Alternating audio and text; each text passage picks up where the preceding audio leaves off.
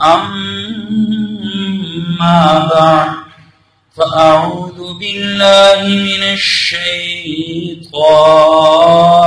الرجيم بسم الله الرحمن الرحيم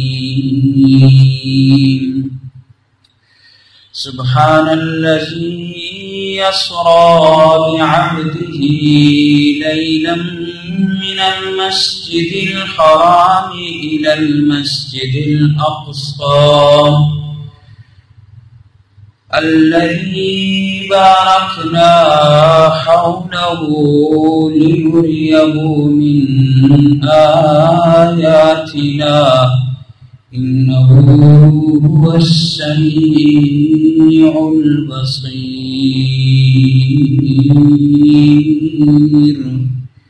صدق الله العظيم إن الله وملائكته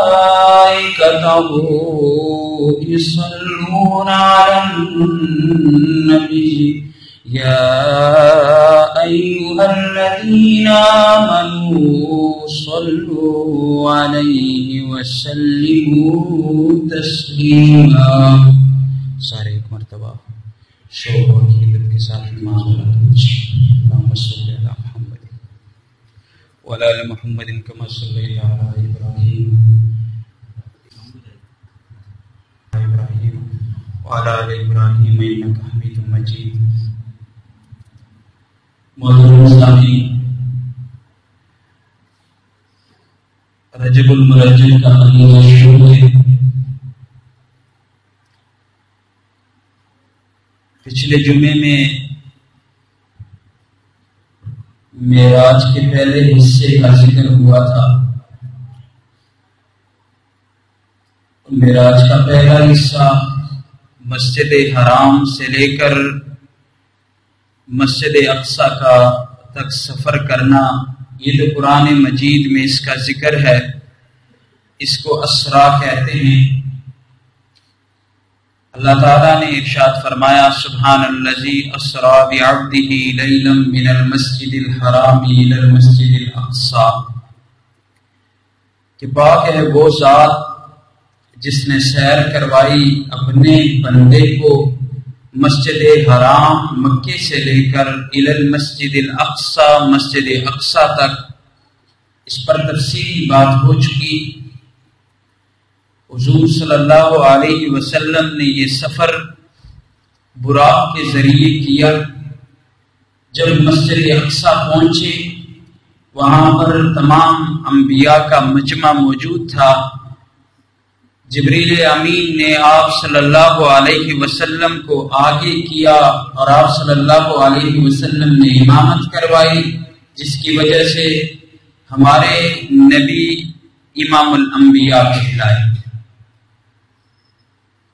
جب بیت المقدس کے معمولات سے آپ صلی اللہ علیہ وسلم فارغ ہوئے، پھر آگے کا سفر شروع ہوا.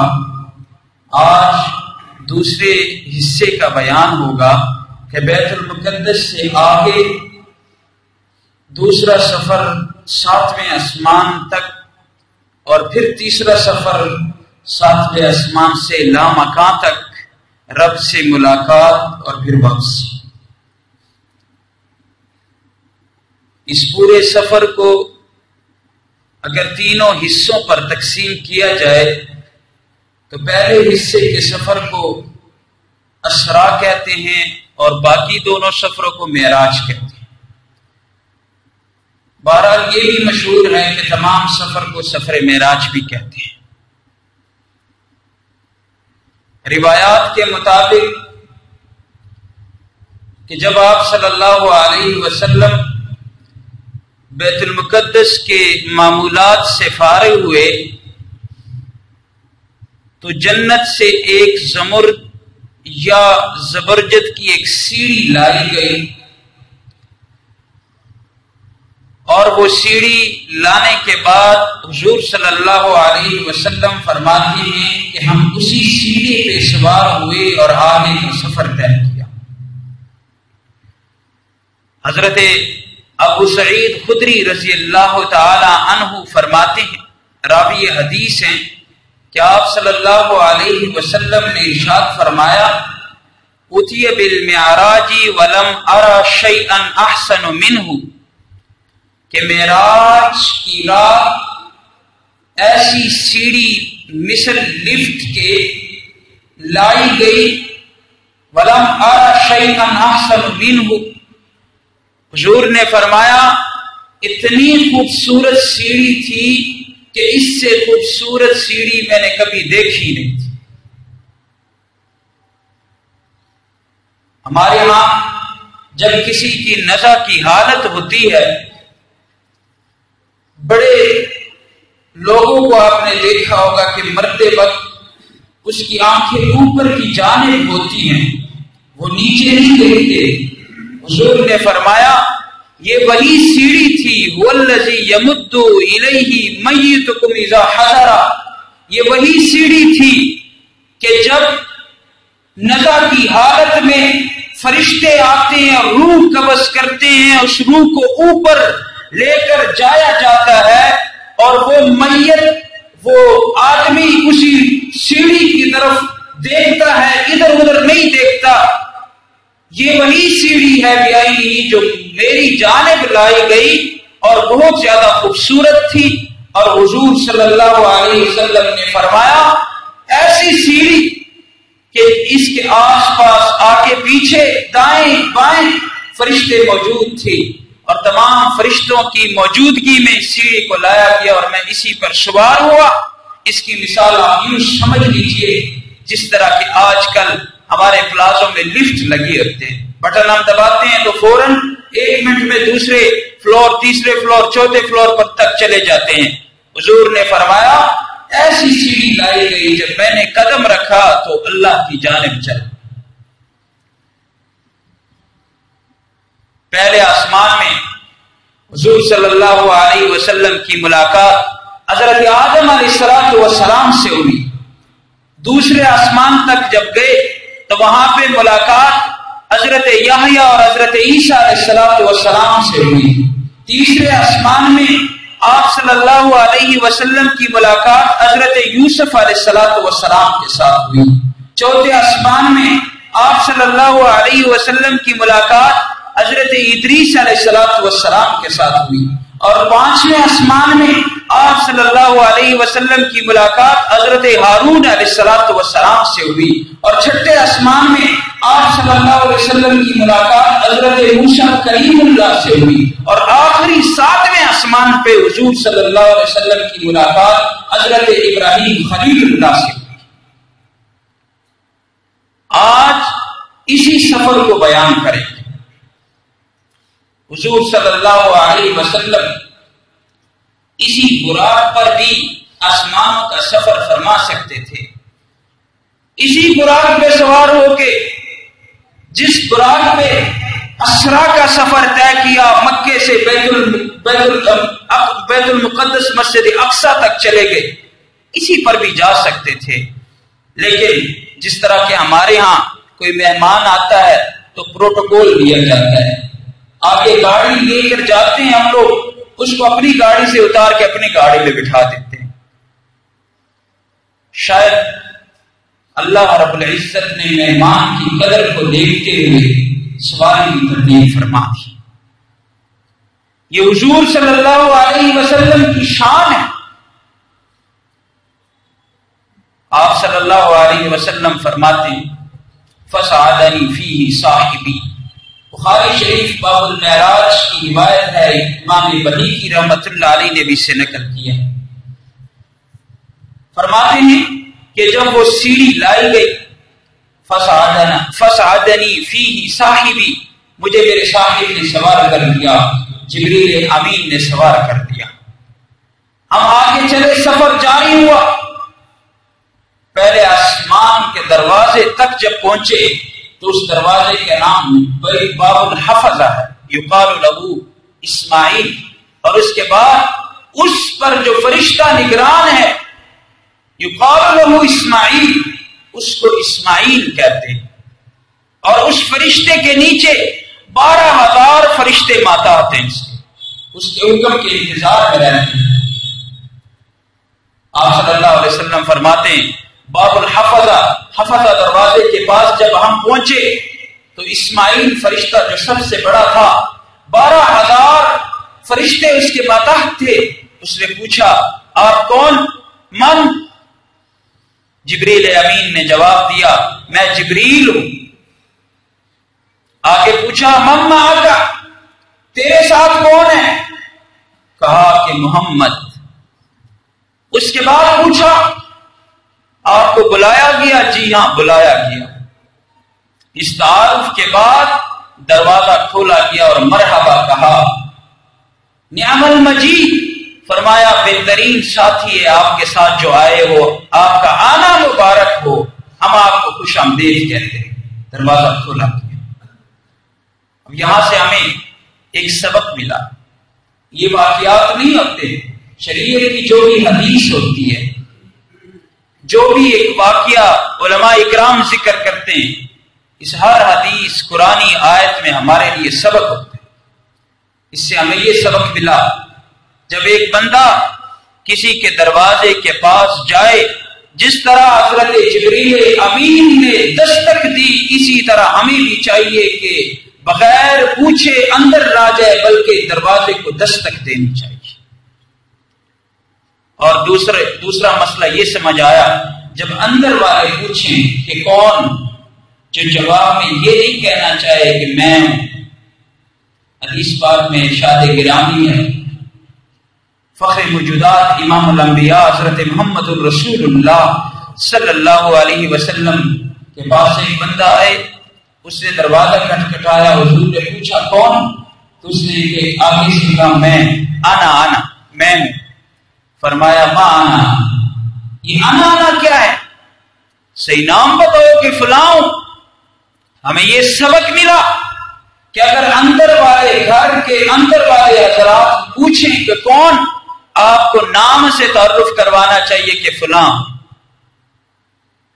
اس سے آگے ہمیں ایک اور مسئلہ سمجھ آیا کہ جب ساتھی ساتھ ہو، کوئی دوسرا بندہ دوست ساتھ ہو، تو جب اندر والے پوچھیں دوست کا بھی تعارف کروانا چاہیے اور فوراً دروازہ نہیں کھولنا چاہیے، جس طرح کہ اس فرشتے نے فوراً دروازہ نہیں کھولا، پہلے پوچھ گچھ کی، سوالات کیے، تعارف کروایا، تعارف کروانے کے بعد خوش آمدید مرحبا کہا، جی آیا نو بخیر راغلے، پھر دروازہ کھولا۔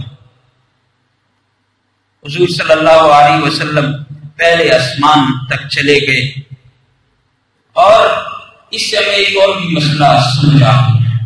حضور صلی اللہ علیہ وسلم جب بیت المقدس تشریف لے گئے، وہاں پہ امامت کروائی تو آپ صلی اللہ علیہ وسلم کا لقب امام الانبیاء ہے۔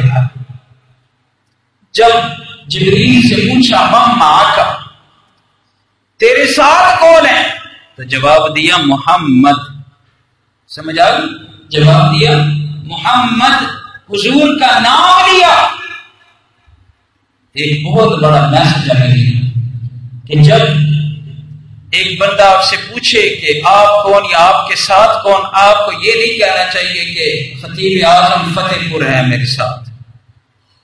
جبریل یہ بھی تو کہہ سکتے تھے کہ امام الانبیاء ہے ساتھ، یہ بھی تو کہہ سکتے تھے کہ تمام نبیوں کے امام فخر موجودات جس کی وجہ سے پوری دنیا کو بنایا رب نے، وہ میرے ساتھ ہیں، وہ ہستی ہے۔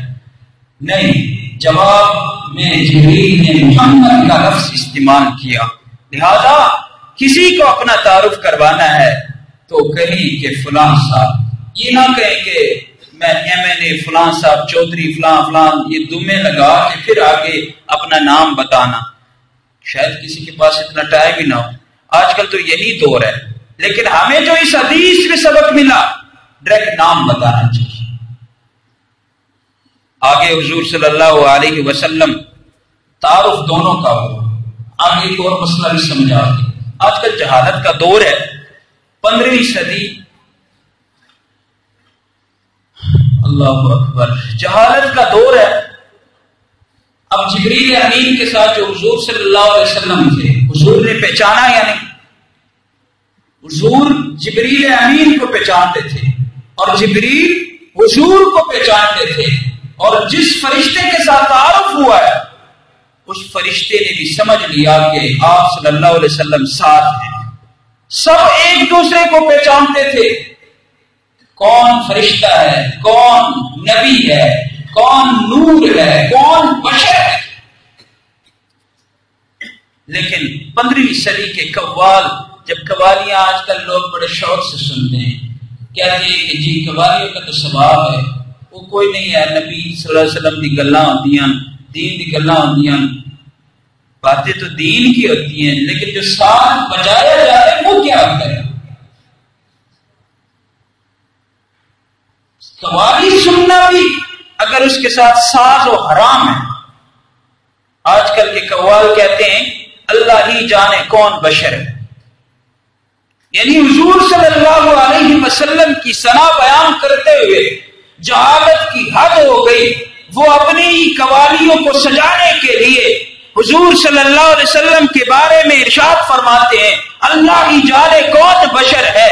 نہیں، جب قرآن نے تعارف کروایا سبحان الذی اسری بعبدہ کہ حضور صلی اللہ علیہ وسلم جب آسمانوں کے سفر پہ تشریف لے جا رہے ہیں، وہ عبد بن کے جا رہے ہیں، وہ بندہ بن کے جا رہے ہیں، اور یہ قرآن نہ میرے گھر میں اترا ہے نہ تیرے گھر میں اترا ہے۔ ہاں، عقیدہ وہ ہونا چاہیے جو قرآن کے موافق اور رسول اللہ صلی اللہ علیہ وسلم کے حدیث کے موافق۔ حضور صلی اللہ علیہ وسلم پہلے آسمان پر جب پہنچے، فرماتے ہیں حدیث میں یہ بات آتی ہے فلما خلصت فاذا فی آدم علیہ السلام وہاں پہ موجود تھے، سب سے پہلے آسمان پہ۔ حضور صلی اللہ علیہ وسلم سے جبریل نے عرض کی ھذا ابوک آدم، یہ آپ کے والد آدم ہے، سلام کیجئے۔ سلام کیا، انہوں نے کہا مرحبا بابن صالح والنبی صالح، خوش آمدید کا۔ اب یہاں پہ سب سے پہلے آسمان میں حضرت آدم علیہ السلام سے ملاقات ہوئی۔ حضرت آدم علیہ السلام کے دائیں بھی بڑے بہت زیادہ لوگ تھے، بائیں بھی بہت زیادہ لوگ تھے، دائیں بائیں۔ جب آدم علیہ السلام دائیں دیکھتے تو ہنستے اور بائیں دیکھتے تو روتے۔ حضور نے پوچھا جبریل یہ کیا ماجرا ہے؟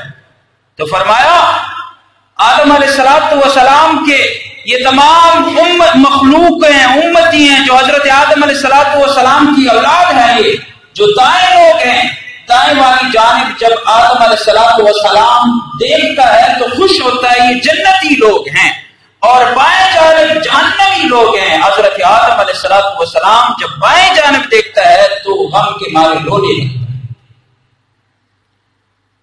حضور صلی اللہ علیہ وسلم کی ملاقات پہلے آسمان میں حضرت آدم علیہ السلام سے، حضرت آدم علیہ السلام سے ملاقات ہوئی۔ حدیث میں یہ بات نہیں آتی، سیرت کی کتابوں میں یہ بات وضاحت کے ساتھ موجود ہے کہ حضرت آدم علیہ السلام سے ملاقات حضور کی کیوں کروائی گئی، وجہ کیا تھی؟ وجہ لکھی گئی ہے، تاریخ علماء اکرام نے لکھا ہے کہ وجہ یہ تھی کہ حضرت آدم علیہ السلام کے ملاقات میں حضور صلی اللہ علیہ وسلم کے لیے ایک نکتہ تھا، ایک راز تھا، وہ یہ کہ آپ صلی اللہ علیہ وسلم کو یہ سبق دینا تھا کہ یاد رکھنا جس طرح حضرت آدم علیہ السلام کو اس کے دشمن شیطان نے آسمانوں سے جنت سے باہر نکالا، اسی طرح تجھے بھی مکے سے یہ کفار نکالیں گے۔ جس طرح حضرت آدم علیہ السلام نے ہجرت کی، اسی طرح آپ نے بھی ہجرت کرنی ہے، لہذا ہجرت کے لیے تیار رہنا ہے۔ کتابوں میں یہ بات لکھی ہے جب حضور صلی اللہ علیہ وسلم مکے سے مدینے ہجرت کرنے لگے تو مکے کی جانب مخاطب ہو کے بیت اللہ کو کہنے لگے کہ یہ ظالم لوگ مجھے نہیں چھوڑ رہے ہیں، اللہ کی قسم ادھر ہی میری پیدائش ہوئی ہے، تو آپ سے بہت زیادہ محبت ہے، لیکن میں مجبوری کی وجہ سے آج آپ کو چھوڑ رہا ہوں۔ یہی ہجرت سیرت مصطفیٰ میں تحریر ہے۔ آپ صلی اللہ علیہ وسلم نے بھی ہجرت کی۔ جبریل امین صاحب حضور صلی اللہ علیہ وسلم سفر جاری، بیت المقدس سے پہلے آسمان پر، پہلے آسمان سے دوسرے آسمان کی جانب بڑھے۔ دوسرے آسمان جب پہنچے وہاں پہ اسی طرح دروازہ تھا، من کون، جبریل صاحب کون ہے، اسی طرح تعارف کروایا، تفصیل میں نہیں جانا چاہتا۔ دروازہ کھولا، فرشتے بڑے خوش ہوئے کہ آج رب کا محبوب آیا، آج وہ ہستی یہاں پہ ہمارے اندر موجود، اس وجود پذیرائی ملی، آج ہماری ملاقات ایسے ہستی کے ساتھ ہوئی جس کے خاطر تمام جہانوں کو سجایا گیا۔ آج اب محمد الرسول اللہ صلی اللہ علیہ وسلم کی ملاقات نصیب ہوئی۔ حضور فرماتے ہیں فلما خلصت فاذا فیہا یحییٰ وعیسیٰ علیہ السلام، جب میں نے دیکھا تو دوسرے آسمان میں حضرت عیسیٰ علیہ السلام تھے اور حضرت یحییٰ علیہ السلام موجود۔ میری ملاقات ان سے کروائی گئی، میں نے سلام کیا، انہوں نے بھی سلام کا جواب دیا، جو باتیں کرنی تھی وہ ہوئی۔ اب سیرت کی کتابوں نے یہ بات لکھی ہے کہ اس ملاقات میں کیا وجہ تھی کہ دوسرے آسمان میں حضور صلی اللہ علیہ وسلم کی ملاقات حضرت یحییٰ اور حضرت عیسیٰ علیہ السلام سے کروائی۔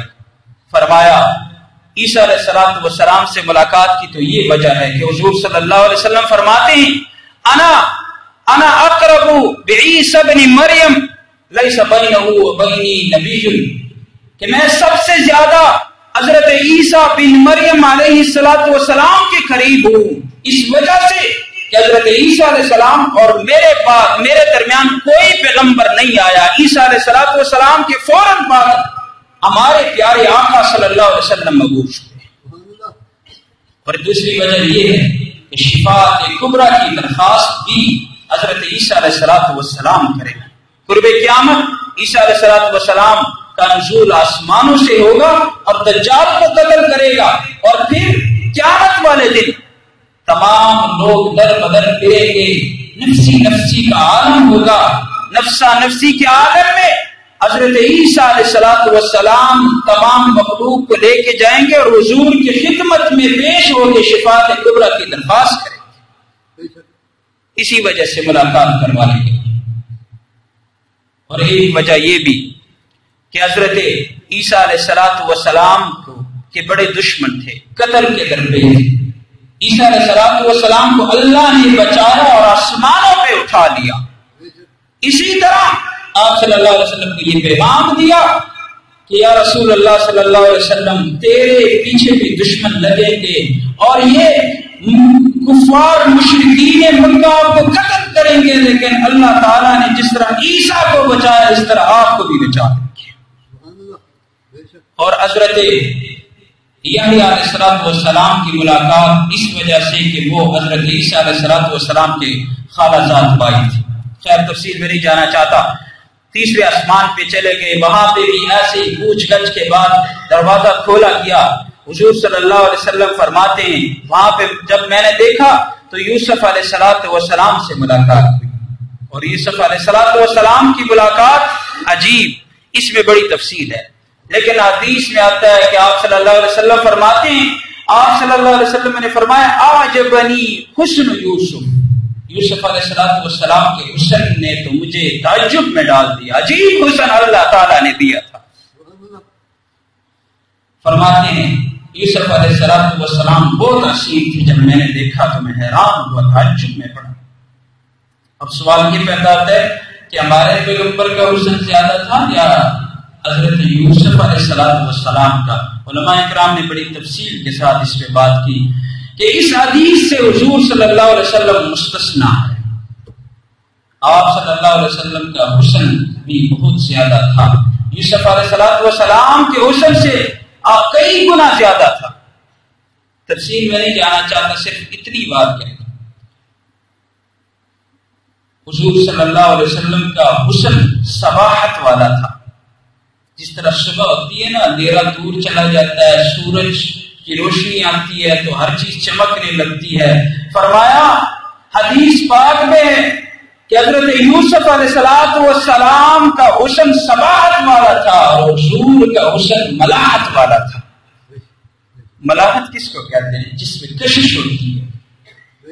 اسی وجہ سے تو حضرت عائشہ نے روح المعانی میں بڑی تفصیل کے ساتھ اس کا تذکرہ موجود ہے. حضرت عائشہ فرماتی ہیں کہ مصر کی عورتوں نے حضرت یوسف علیہ السلام کو دیکھا تو انگلیاں کاٹ دی، لیکن یہی عورتیں اگر میرے خاوند پیارے آقا صلی اللہ علیہ وسلم کو دیکھتی تو دل کاٹ دیتی. اسی وجہ سے تو اس نے یوسف کو دیکھ کر عورتوں نے انگلیاں کاٹی، لیکن صحابہ نے آپ صلی اللہ علیہ وسلم کے حسن کو دیکھ کر جانیں قربان کر دی. اسی وجہ سے تو صحابہ کو اللہ تعالیٰ نے ایک بہت بڑا سرٹیفکیٹ عنایت کیا، رضی اللہ عنہ ورضوا عنہ. آگے گئے چوتھے آسمان پہ آپ صلی اللہ علیہ وسلم کی ملاقات حضرت ادریس علیہ السلام سے ہوئی.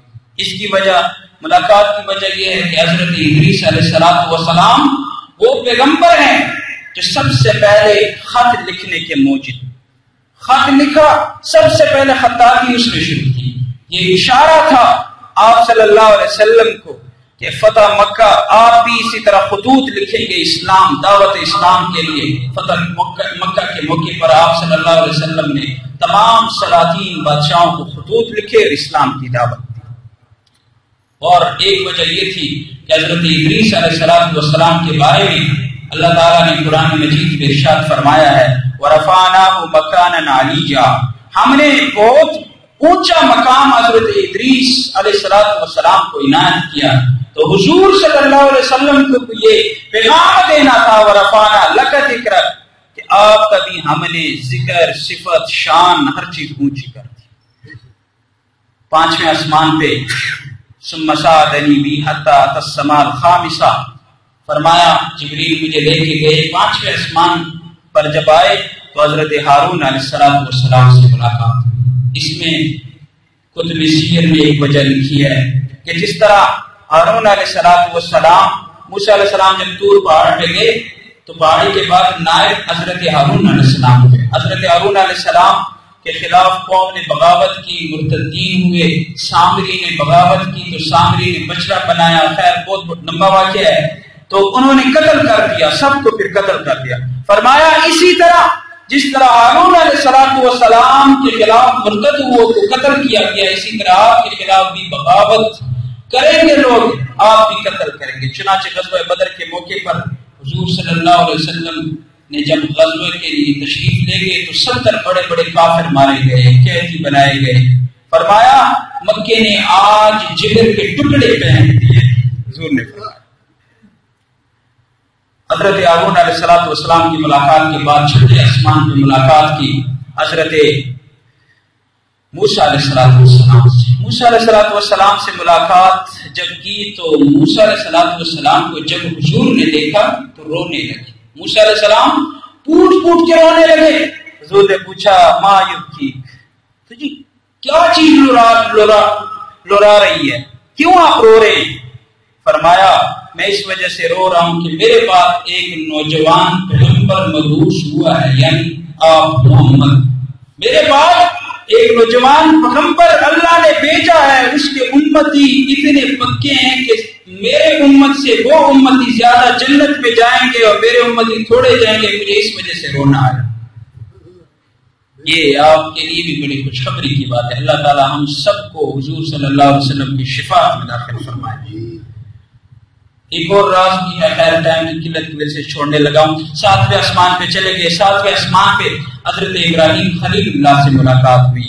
بیت المعمور سے ٹیک لگایا ہوا تھا. بیت المعمور فرشتوں کا قبلہ ہے، جس طرح بیت اللہ ہے، بیت اللہ کے اوپر بیت المعمور ہے. حدیث پاک میں یہ ارشاد گرامی آتی ہے لو سکتا سکت علی لسکت علی، اگر اس کو گرایا جائے تو عین خانہ کعبہ کے چھت کے اوپر گر جائے. بالکل ہو بہو ایک سمت میں دونوں واقع ہے.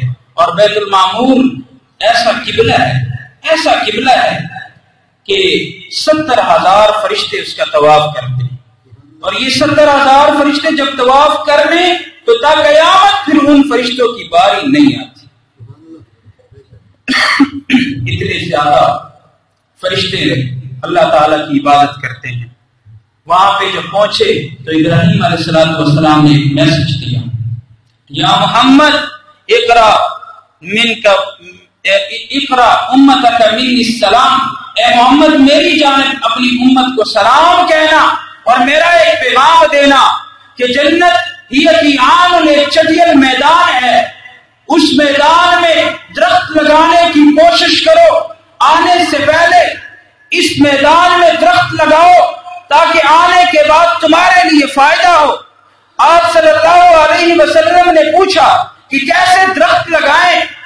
فرمایا ابراہیم خلیل اللہ نے کہ اپنی امت سے کہنا کہ جو بھی ایک مرتبہ سبحان اللہ کہے تو جنت میں اس کے لیے ایک درخت لگ جاتا ہے, جو بھی ایک مرتبہ الحمدللہ کہے جنت میں ایک درخت لگ جاتا ہے, جو بھی بندہ ایک مرتبہ اللہ اکبر کہے تو جنت میں ایک درخت لگ جاتا ہے. درخت بھی دنیا کا درخت نہیں, اتنا بڑا درخت کہ ایک عربی نسل گھوڑے کو 500 سال بگایا جائے تب بھی اس درخت کا سایہ ختم نہیں ہوتا. لہذا اپنا معمول بنا لیجیے کہ ہر نماز کے بعد 33 مرتبہ اللہ اکبر سبحان اللہ الحمدللہ پڑھا کریں. اور آخری بات کہنے لگا ہوں, حضرت ابراہیم خلیل اللہ سے ملاقات کروائی گئی. حضرت ابراہیم خلیل اللہ سے ملاقات کا مقصد یہ تھا کہ یہ ابراہیم خلیل اللہ معمار کعبہ تھا, بیت اللہ کا بانی تھا, اشارہ تھا کہ آپ بھی حج کریں گے. چنانچہ حجۃ الوداع آپ صلی اللہ علیہ وسلم نے آخری حج بھی کیا اور اس دنیا سے رخصت ہوئے. تو لہذا یہ دوسرا حصہ معراج کا ہوا. انشاءاللہ العزیز تیسرا حصہ پھر بیان ہوگا. آج کے بعد انشاءاللہ تعالی جمعے کی نماز 2 بجے ادا کریں گے. معراج کے سفر میں آپ صلی اللہ علیہ وسلم کی بہت شان ظاہر ہوتی ہے. اتنے تھوڑے سے وقت میں تمام احادیث روایات واقعات کو نہیں بیان کیا جا سکتا. بہرحال حضرت انس رضی اللہ تعالیٰ عنہ راوی حدیث ہیں, فرماتے ہیں کہ آپ صلی اللہ علیہ وسلم کا تخلیق کائنات سے پہلے ہزاروں سال پہلے محمد نام رکھا گیا. علماء کرام فرماتے ہیں زمین میں آپ کا نام محمد تھا, آسمان میں آپ کا نام احمد تھا, تورات میں آپ کا نام تاؤ تھا, اور انجیل میں آپ کا نام فاروق تھا, زبور میں آپ کا نام عاقب تھا. اسی طرح ساتوں آسمانوں میں آپ صلی اللہ علیہ وسلم کے نام مقرر تھے. پہلے آسمان میں آپ کا نام احمد, دوسرے آسمان میں آپ کا نام مجتبی, تیسرے آسمان میں آپ کا نام مرتضی, چوتھے آسمان میں آپ کا نام مزکی, پانچویں آسمان میں آپ کا نام مجید, اور چھٹے آسمان میں آپ کا نام مظہر, ساتویں آسمان میں آپ کا نام مقرب, اور عرش بری پر آپ کا نام حبیب اللہ, کرسی کے پیشانی پہ آپ کا نام رسول اللہ, لوح محفوظ میں آپ کا نام صفی اللہ, شجرہ توبہ کے پتوں پر آپ کا نام صفت اللہ, اللہ کے نزدیک عبد اللہ, فرشتوں کے تصور میں آپ کا نام عبد المجید, اور انبیاء کے خیال میں آپ کا نام عبد الوہاب, شیاطین کے تصور میں آپ کا نام عبد القہار, اور اسی طرح جنات میں آپ کا نام عبد الرحیم, جبل و پہاڑ میں آپ کا نام عبد الخالق, جنگلات میں آپ کا نام عبد القادر, کیڑوں مکوڑوں میں آپ کا نام عبد الغیاث, پرندوں میں آپ کا نام عبد الغفار, سمندروں کے لہروں میں آپ کا نام عبد القدوس, وحشی جانوروں میں آپ کا نام عبد المؤمن, اور اسی طرح جنت میں آپ کا اسم گرامی عبد الکریم. اللہ تعالی ہم سب کو حضور صلی اللہ علیہ وسلم کی شفاعت میں داخل فرمائیں. اور خصوصی طور پر آج کی جمعے کی دعا میں وطن عزیز پاکستان میں جو یہ وبا پھیل رہی ہے کرونا وائرس کے نام سے, عالمی سازش بھی ہو سکتا ہے, اسلام کے لیے بھی خطرہ ہو سکتا ہے. اس وبا کے لیے دعا فرمائیں, اللہ تعالیٰ مسلمانوں کو اس وبا سے محفوظ فرمائیں. ڈی سی کی جانب سے جو یہ ابھی اعلان ہوا جمعہ سے پہلے, اس میں ایک چیز جو آخری لکھی گئی کہ 5 وقت نماز کی پابندی اور اسی طرح رجوع اللہ کی پابندی کرے۔ اس کا مطلب یہ نہیں تھا کہ جو بندہ 5 وقت وضو کرے تو انشاءاللہ العزیز اس بیماری سے محفوظ ہوگا، اور یہ بیماری رب کے کنٹرول میں، یہ بیماری اللہ تعالیٰ کے کنٹرول میں۔